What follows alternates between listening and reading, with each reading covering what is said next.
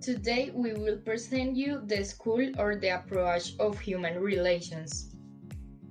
It developed thanks to a social consciousness on the part of the government at the end of the First World War.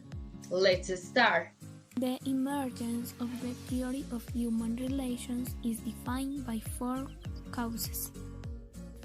1. The need to humanize and democratize the administration, freeing it from the rigid and mechanistic concepts of classical theory, adapting it to new ways of life. 2. The development of the human sciences, psychology and sociology, and the first attempts to apply them to industrial organization, demonstrate the insufficiency of the principles of the classical theory. 3. The ideas of the pragmatic philosophy of John Dewey, the dynamic psychology of Kurt Lewin, and Elton Mayo, founder of the school, were essential for the humanist contribution in administration. 4. The conclusions of the Hawthorne experiment, which has 4 phases carried out between 1927 and 1932, under the coordination of Elton Mayo, allowed to outline the basic principles of the School of Human Relations. Elton Mayo based this theory on the discoveries he was making during his experiment, according to which there were certain principles that governed the behavior of the worker. The principles are rewards or social sanctions gave origin to the investigation of social mechanisms in workers. Emotional aspects. They demonstrate the importance of human relationships to avoid conflicts. Supervision. The need of workers to receive a dignified treatment from their managers. Implications. Contribute a new language to the administrative repertoire, which are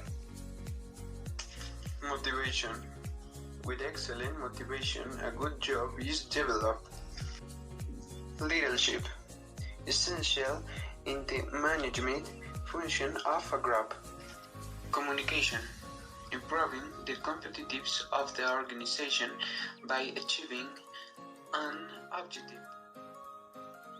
Group dynamics. Deepening human relations through free expressions. Informal organization. Desired intention in the opinion and the need to associate. Like all existing theories, the theory of human relation also has its criticisms. Next, we will present some of the critics. The method.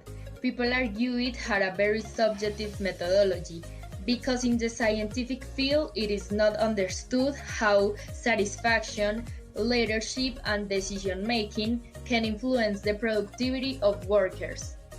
The approach. Care about too much for the happiness of workers and forgot the main function of generating goods, services, and profits. Experimental field. Only dedicates to study the factory, as well as scientific administration school did. Informal groups are a key condition for productivity. Finally, Landsberger and Braverman criticize that this theory is solely interested in increasing productivity and not in improving the relationship between workers. As we can see, all people interpret differently. Contributions. The main ideas that the School of Human Relations contributed were the effects of the Hawthorne experiment, which left the following conclusions. Less rigid supervision increased production.